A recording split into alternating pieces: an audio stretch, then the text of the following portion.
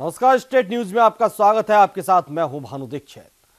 विधानसभा के छठे दिन की कार्रवाई प्रश्नकाल के साथ शुरू हुई। इस दौरान पुरानी पेंशन योजना का मुद्दा उठा तो वहीं शीतलहर से फसलों को हुए नुकसान और बाड़ी बाईपास की मांग भी रखी गई, जिसके जवाब संबंधित मंत्रियों ने दिए। वहीं सचिन पायलट ने नरेगा से संबंधित आंकड़े भी सदन में पेश किए। प्रश्नकाल के दौरान बाड़ी विधायक गिरिराज मलिंगा ने बाईपास बनाने की मांग सदन में रखी, जिसका जवाब देते हुए उप मुख्यमंत्री सचिन पायलट ने कहा कि बाईपास बनाने की एक प्रक्रिया होती है, इसके हर पहलू पर विचार किया जाएगा।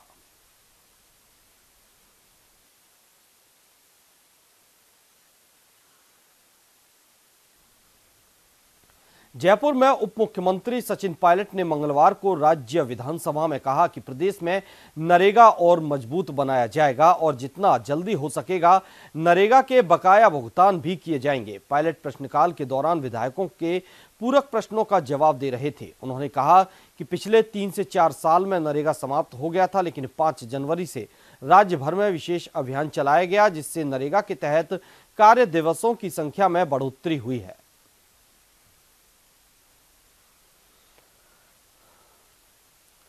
तो वहीं विधानसभा में एक बार फिर गुर्जर आरक्षण की मांग उठी। बता दें कि उपनेता प्रतिपक्ष राजेंद्र राठौड़ ने गुर्जर आरक्षण की मांग उठाई। उन्होंने सदन में कहा कि सरकार के गुर्जर आरक्षण पर क्या विचार है। इस पर उप मुख्यमंत्री सचिन पायलट ने कहा कि पूर्व भाजपा सरकार ने 5% गुर्जर आरक्षण विधेयक पारित लाया गया। 5 साल भाजपा सरकार में रही, लेकिन फिर भी गुर्जर आंदोलन पर फैसला क्यों नहीं किया गया। भाजपा सरकार में 72 गुर्जर को मारा गया था। पायलट ने कहा कि हमारी सरकार बनी है, गुर्जर आरक्षण की गुत्थी को सुलझाया जाएगा।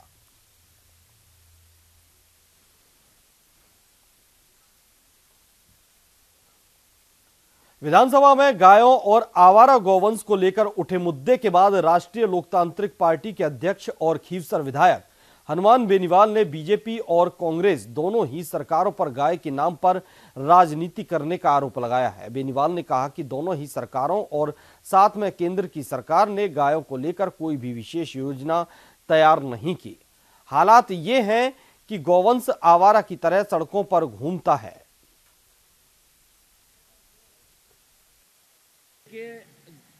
गायों के मामले के अंदर तो दोनों ही सरकारें, हिंगोनिया गौशाला का मामला हो, उसमें लाखों गायें 15 साल के अंदर हिंगोनिया गौशाला के अंदर मर गई थी। हम लोग भी गए थे, बातें जरूर करते हैं, लेकिन गौ माता के लिए आज भी विशेष योजनाएं कोई भी सरकार ने लाई, चाहे दिल्ली में बीजेपी की सरकार है या कांग्रेस की सरकार है।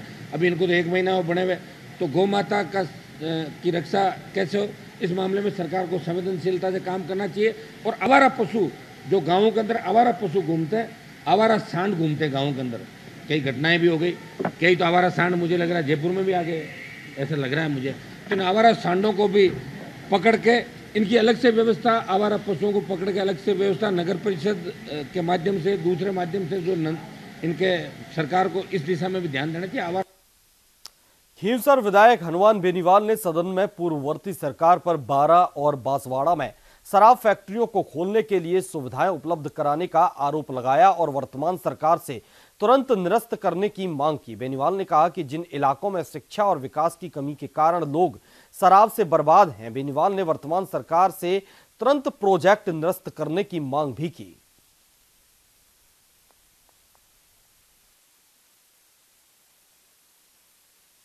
और बांसवाड़ा के अंदर पिछली जो वसुंधरा जी की सरकार थी, जुलाई में कैबिनेट की बैठक के अंदर 350-400 करोड़ रुपए की 350-400 करोड़ की, एक तो 12 में और एक बांसवाड़ा के अंदर निजी शराब कंपनियों को एक विशेष पैकेज शराब फैक्ट्रियों के रूप में दोनों जिलों के अंदर दिया। वहाँ ये कहा गया कि धान से और अनाज से शराब का उत्पादन होगा, लेकिन आदिवासी इलाके वो इलाके हैं जहाँ 70 साल से विकास नहीं हुआ और सबसे ज़्यादा वहाँ जो शिक्षा की कमी है, दूसरे कारणों की वजह से शराब उन इलाकों के अंदर लोग ज़्यादा शराब पीते हैं, शराब तस्करी भी जो होती है उन इलाकों के अंदर ज़्यादा जाती है।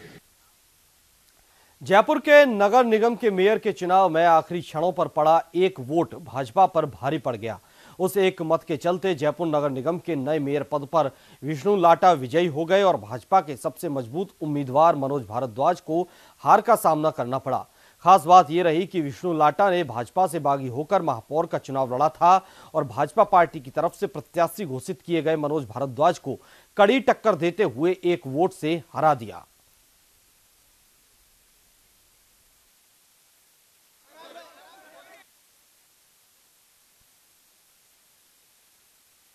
इसमें कोई संबल नहीं मिलता है। ये सब पार्षदों के द्वारा लोकतांत्रिक विधि के द्वारा चयनित किया गया प्रतिनिधि हूं मैं। किसी व्यक्ति विशेष या किसी व्यक्ति पार्टी का नहीं हूं। सबके सहयोग से मैं बना हूं। इसमें कांग्रेस का भी सहयोग रहा है, इंडिपेंडेंस का भी रहा है और बीजेपी के। बल्कि मैं तो अब सबके 90 के 90 पार्षदों का धन्यवाद ज्ञापित करना चाहता हूं कि मेरे साथ जुड़ के जो जयपुर की मूलभूत समस्याएं थी इनका सबका निवारण करें और जयपुर की जनता को राहत प्रदान करें। अलवर में राजस्थान सरकार के कैबिनेट मंत्री डॉक्टर रघु शर्मा ने कहा कि इस बार रामगढ़ में कांग्रेस का प्रत्याशी जीतेगा। उन्होंने पूर्व विधायक ज्ञानदेव आहूजा पर क्षेत्र में विकास नहीं कराने को लेकर नाराजगी व्यक्त की है। इसके अलावा रघु शर्मा ने पूर्व विधायक ज्ञानदेव आहूजा को ड्रामेबाज और नौटंकीबाज बताया। इस मौके पर मंत्री ने कहा कि सीपीआई ने कांग्रेस प्रत्याशी का समर्थन किया है। सीपीआई जिलाध्यक्ष जगदीश शर्मा ने भी समर्थन पत्र देते हुए कांग्रेस प्रत्याशी को जिताने की बात कही है।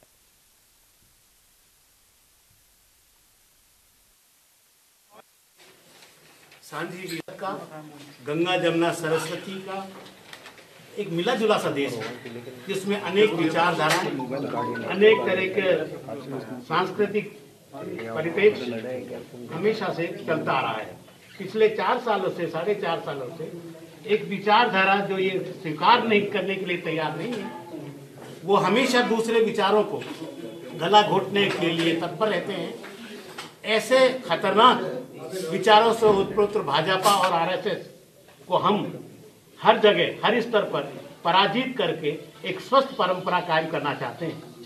हमारे देश में यह जो दूसरी विचारधारा है, जो सांप्रदायिक भाव लिए हुए हैं, हमारे अलवर जिले के साझा जो ताना बाना है उसको उन्होंने निर्ममता के साथ कुचला है।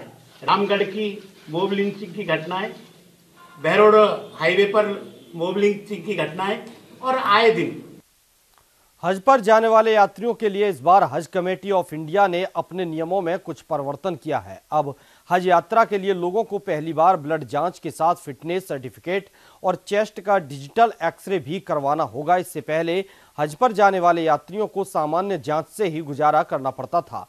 यात्रियों को ये सभी रिपोर्ट्स हज राशि के साथ ही 5 फरवरी तक जमा करवानी होगी। साथ ही जो चयनित हज यात्री ब्लड रिपोर्ट, मेडिकल स्क्रीनिंग और फिटनेस सर्टिफिकेट डिजिटल एक्सरे के साथ पेश नहीं करेगा, उसका चयन रद्द कर दिया जाएगा। साथ ही उन्होंने बताया कि चेस्ट एक्सरे से सांस से जुड़ी बीमारियों का इलाज मिल सकेगा। वहीं हज यात्रा में इस बार ग्रीन कैटेगरी को भी बदलकर NCNTZ यानी नो कुकिंग नो ट्रांसपोर्ट कर दिया गया है। इस कैटेगरी में रहने वाले हज यात्रियों को वहां रहकर खाना बनाने और ट्रांसपोर्ट की सुविधा भी नहीं मिल सकेगी। देखिए, हज 2019 में इस बार स्पेसिफिक रूप से चेस्ट एक्सरे की रिपोर्ट और ब्लड ग्रुप की रिपोर्ट जो है वो अलग से मांगी गई है। उसका अगर आप देखेंगे जो फिटनेस सर्टिफिकेट है उसके अंदर पहले से ही उन सब चीज़ों के बारे में जिक्र है और डॉक्टर के द्वारा वो सर्टिफिकेट पूर्व में भी जारी किए जाते रहे।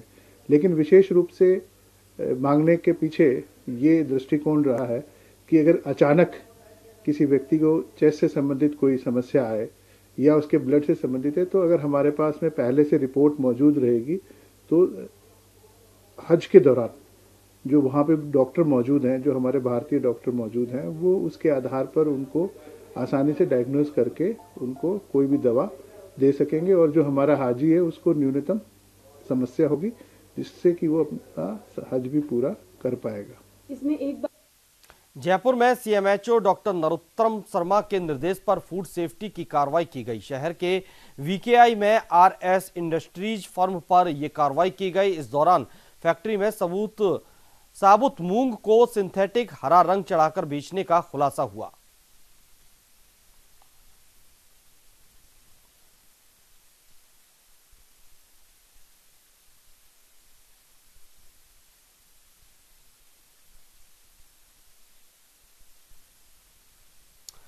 पाली के बाली में स्वाइन फ्लू की स्क्रीनिंग के लिए डॉक्टर और नर्सिंग कर्मी घर घर जाकर स्वाइन फ्लू की रोकथाम में जुटे हुए हैं। इसे 3 दिवसीय अभियान के तौर पर चलाया जा रहा है। वहीं ब्लॉक प्रोग्राम अधिकारी मोहम्मद अजरुद्दीन ने बताया कि स्वाइन फ्लू से बचाव, रोकथाम और इसके त्वरित उपचार की चिकित्सा सेवाएं बाली तहसील में पूरी संवेदनशीलता के साथ उपलब्ध करवाई जा रही हैं।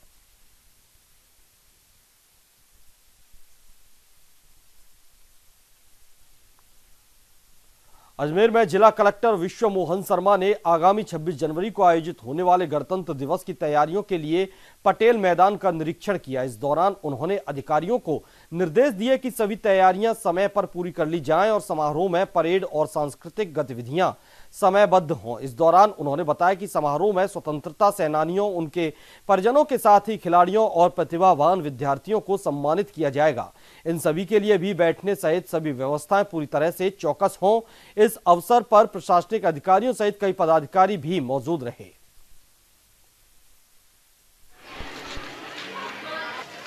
गणतंत्र दिवस 26 जनवरी के संबंध में आज ये मौके पे आकर हम लोगों ने जो व्यवस्थाएं की जाएंगी उसका निरीक्षण किया है और ये सुनिश्चित किया जाएगा कि इसमें किसी की तरह की कोई परेशानी नहीं हो। सब कुछ मिनट टू मिनट जो प्रोग्राम बना हुआ है उसके अनुसार सारी व्यवस्थाएं हो जाएं और सारे किसी भी तरह की कोई चीफ गेस्ट को लेकर या जो बच्चे आएंगे उनके लिए क्या व्यवस्थाएं होनी चाहिए वो सारी चीज़ हमने आज सुनिश्चित कर ली है।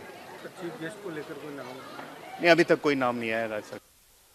अलवर में कांग्रेस कमेटी द्वारा राफेल डील को लेकर जन चेतना यात्रा निकाली गई। इस दौरान जानकारी देते हुए चेतना संयोजक पंकज शर्मा ने बताया कि मोदी सरकार द्वारा देश की सुरक्षा को खतरे में डाला जा रहा है।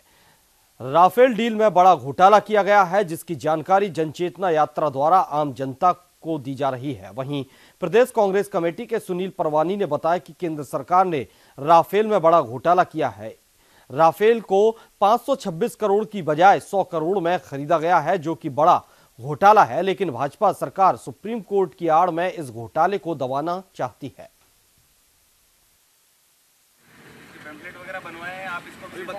अब इतना भारी है कि आप अंदाजा लगा लीजिए कि देश की सुरक्षा का जो खिलवाड़ हो रहा है उसके लिए एक एक भारतीय चिंतित है। इसमें और जागरूकता करने के लिए, लोगों को अवेयर करने के लिए पंकज भाई ने ये यात्रा निकाली जो पूरे राजस्थान में जाएगी और एक एक जने को बताया जाएगा कि कैसे देश की सुरक्षा का जो खिलवाड़ हुआ है उसका क्या दुष्परिणाम हो सकता है। हमने एक अभियान चलाया हुआ है, उन्होंने अपनी दोस्ती निभाई है। उस दोस्ती निभाने के लिए उन्होंने राष्ट्र की सुरक्षा को बहुत खतरे में रख दिया है। आप ये बताइए कैसे संभव है कि 10 दिन पहले कोई कंपनी बनती है और उसको सुरक्षा जैसा महत्वपूर्ण ठेका दे दिया जाता है। इन रफाल की कीमत इतनी अत्यधिक है कि जो कांग्रेस 525 करोड़ रुपए का इस रफाल को ले रही थी, उस रफाल को ये लोग 1600 करोड़ रुपए का खरीद रहे हैं। क्या ये संभव है? 3 गुना रेट। इनने ऐसी उसमें कौन सी टेक्नोलॉजी लगा दी कि उसकी रेट 3 गुना पहुंच गई। तो इन सब मसलों को लेकर हमने हमारी 5-6 सूत्री मांगे हैं, जो बार बार हमारे नेता श्री राहुल गांधी जी बार बार प्रधानमंत्री से सवाल कर रहे हैं और उन सवालों से वो बच रहे हैं। कोटा के गुमानपुरा थाना क्षेत्र के भैरव नगर कच्ची बस्ती में रहने वाले 70 साल के बुजुर्ग ने शराब के नशे में फांसी लगाकर मौत को गले लगा लिया। वहीं परिजनों ने बुजुर्ग के शव को MBS अस्पताल लेकर पहुंचे, जहां डॉक्टरों ने मृत घोषित कर दिया।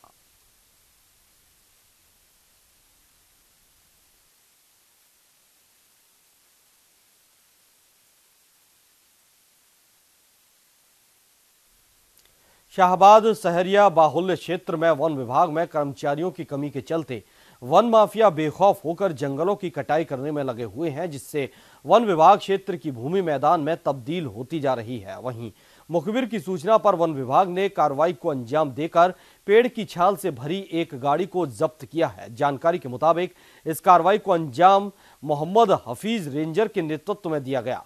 इस दौरान वन विभाग की टीम ने सिरस के पेड़ की छाल से भरे हुए मिनी ट्रक को जब्त किया।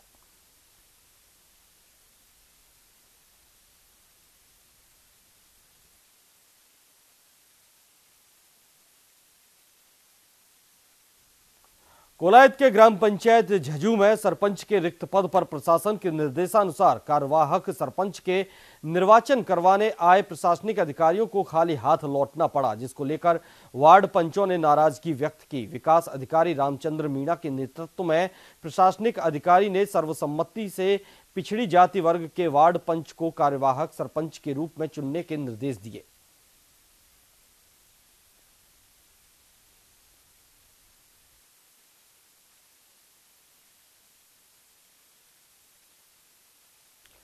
भरतपुर में श्री चिंताहरण हनुमान सेवा समिति और आयुर्वेद विभाग औषधालय ने आम लोगों को मौसमी बीमारियों से बचाव के लिए अमृत काढ़े का वितरण किया। इस मौके पर वैद्य परमानंद ने बताया कि ये अमृत काढ़ा कई आयुर्वेदिक औषधियों से तैयार किया गया है।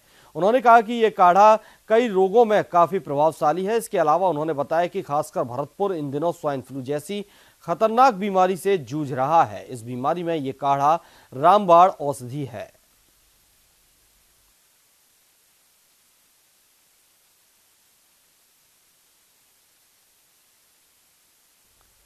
बीकानेर के खाजूवाला क्षेत्र में मावठ की सोमवार को हुई बूंदाबांदी के बाद क्षेत्र में ठिठुरन के साथ घना कोहरा छाया रहा। वहीं बूंदाबांदी के बाद क्षेत्र में छाए घने कोहरे की वजह से अन्नदाता खुश नजर आ रहे हैं और खेतों में खड़ी सरसों, गेहूं, चने की फसलों को नया जीवन दान मिला है। वहीं घने कोहरे की वजह से वाहन चालकों को परेशानियां हुई तो गणतंत्र दिवस की तैयारी कर रहे स्कूली बच्चे भी ठंड की वजह से ठिठुरते नजर आए, लेकिन बावजूद इसके देशभक्ति का जज्बा कम नहीं हुआ।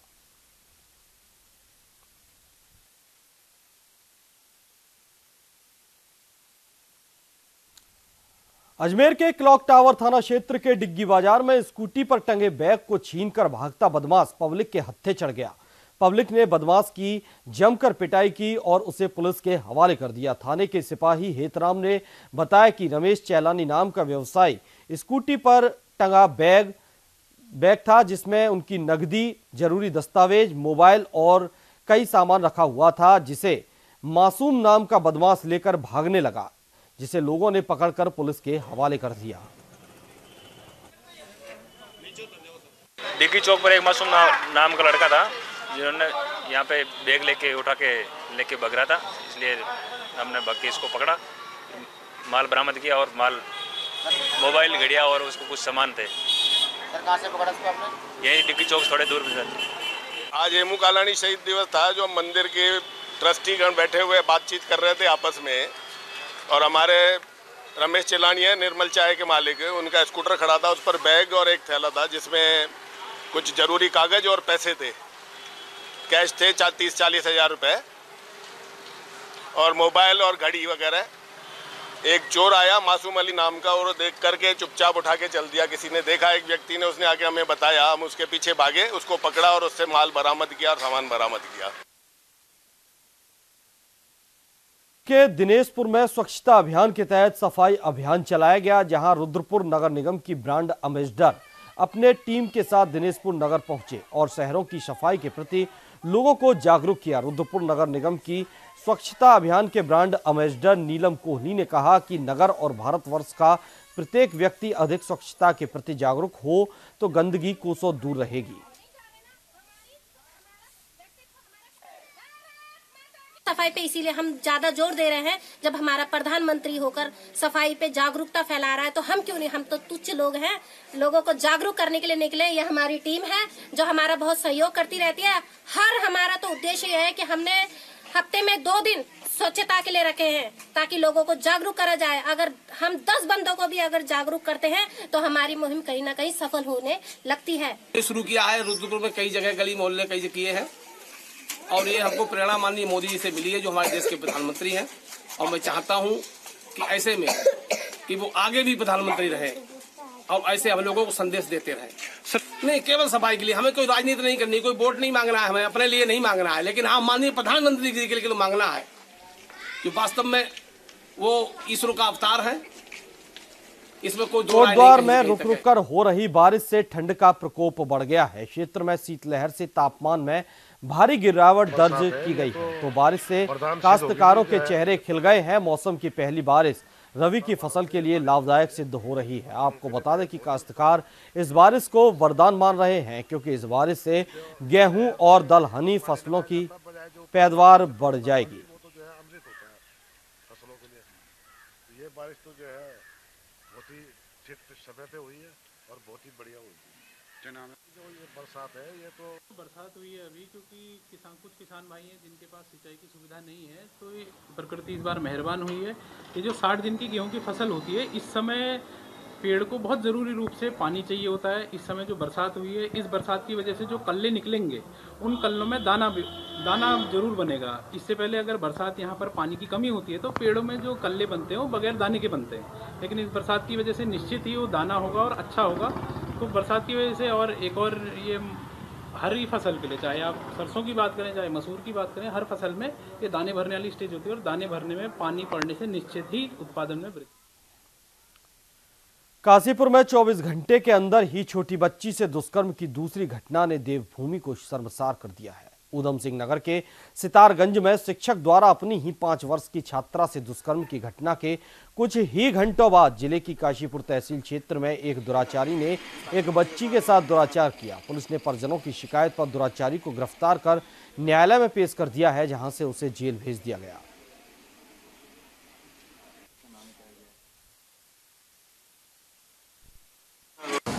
हमने एक और मैंने घोषणा की है, जो माइनर रेप होते हैं उस पर हम फांसी का कानून आने वाली विधानसभा में पारित करेंगे। बहादुरगढ़ के खरहर गांव में दिल्ली पुलिस के सब इंस्पेक्टर ने अपने चचेरे भाई की गोली मारकर हत्या कर दी। आपको बता दें कि मृतक करमवीर रोहद में अपना क्लिनिक चलाता था। करमवीर के बेटे का ग्रुप डी में सिलेक्शन होने पर करमवीर और उसका चचेरा भाई सतवीर दोनों जश्न मना रहे थे। जानकारी के मुताबिक पहले तो दोनों ने साथ बैठकर शराब पी, फिर अचानक किसी बात को लेकर दोनों में झड़प हो गई, जिसके बाद सब इंस्पेक्टर सतवीर ने अपने चचेरे भाई करमवीर को गोली मार दी, जिससे उसकी मौत हो गई। पुलिस ने परिजनों के बयान के आधार पर मामला दर्ज कर लिया है और पुलिस आरोपी की तलाश में जुट गई है।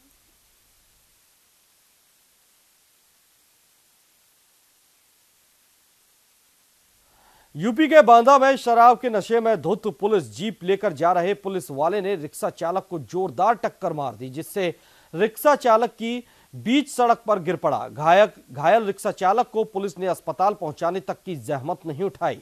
पुलिस का ऐसा निर्दयी चेहरा देखकर सभी ने यूपी पुलिस पर सवाल खड़े करने शुरू कर दिए हैं। इस घटना के बाद एक बात तो साफ हो जाती है कि प्रदेश पुलिस के मुखिया पुलिस की छवि सुधारने के लिए चाहे लाख जतन कर लें, लेकिन पुलिस के रवैये में सुधार नहीं आने वाला।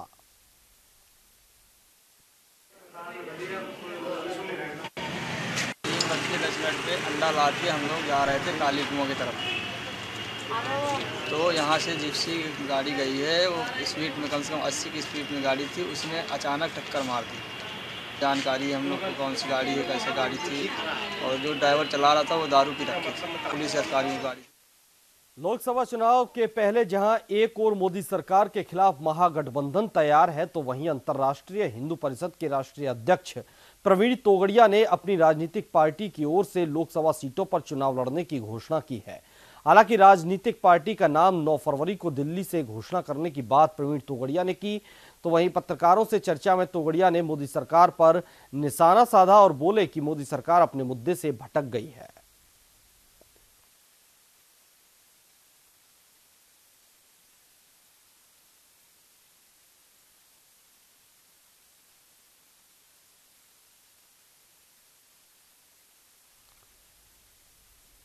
इस बुलेटिन में फिलहाल इतना ही। देखते रहिए न्यूज़ इंडिया।